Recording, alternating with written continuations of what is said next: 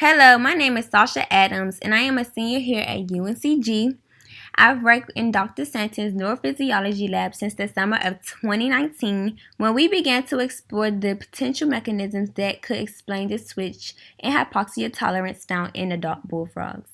While studying this, we came across an unexpected yet remarkable discovery that temperature has a profound effect on the bullfrog's level of hypoxia tolerance. Hypoxia is when the brain does not receive the proper amount of oxygen needed to perform the necessary functions required for survival. For most living organisms, like humans, the lack of oxygen will result in extensive brain damage and can lead to death.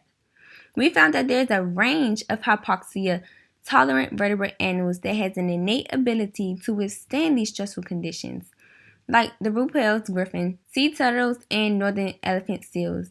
In a study where we attempt to distinguish what causes the failure of neuronal output under severe hypoxia in the bullfrog respiratory network, we found that there was a significant difference in the hypoxic response of control groups performed in the summer compared to those performed in the winter.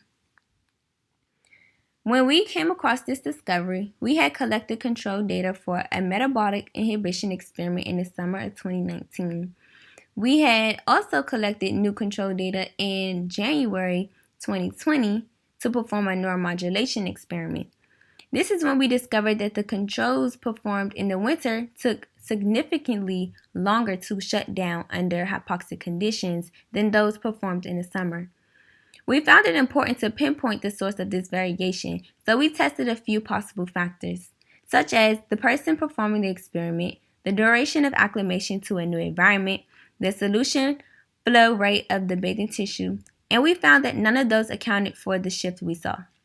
The only logical explanation we found was how the seasons or months in which we were receiving and conducting experiments on our control groups contribute to the shift in hypoxia tolerance. This was interesting to explore because it showed that even within the same group of neurons, neural activity during severe hypoxia can last from minutes up to an hour. The source of this variation still remains unclear, but we hypothesize that decreased temperature increases hypoxia tolerance in the bullfrog respiratory system. To test this hypothesis, we used female adult bullfrogs from the Run and Ranch facility in Twin Falls, Idaho. We allowed the frogs to acclimate to their new environment here in Greensboro for 3 days. They were kept under similar conditions to that of the Rhino Ranch housing conditions listed in the methods section. Output of the respiratory central generator in adult bullfrogs was studied through extracellular nerve recording brainstem motor nerves. Data was taken over a 2-year time span in summer and winter control groups. If you turn your attention to the results section, Figure 1 is showing a comparison of average burst frequency when oxygen is present, this green color, and time to stop when oxygen is absent, this blue color, in summer and winter control groups over 2 years. There is a significant difference in the average baseline burst frequency between the summer and winter controls in year 1. There is also a significant difference in the average time to stop in minutes between the summer and winter control groups for both year 1 and year 2. Figure 2 and 3 display a side-by-side comparison of summer and winter control data recordings. Figure 2 shows that the network shuts down after about 7 minutes of hypoxia during the summer. And Figure 3 shows the network shutting down after 50 minutes of hypoxia during the winter. We conclude that more than likely a seasonal phenotype of hypoxic responses persists despite laboratory acclimation. We are unclear if the seasonal phenotype reflects an internal annual rhythm or a plastic response to the environment during shipping, whether it is a warm summer month or cold winter months.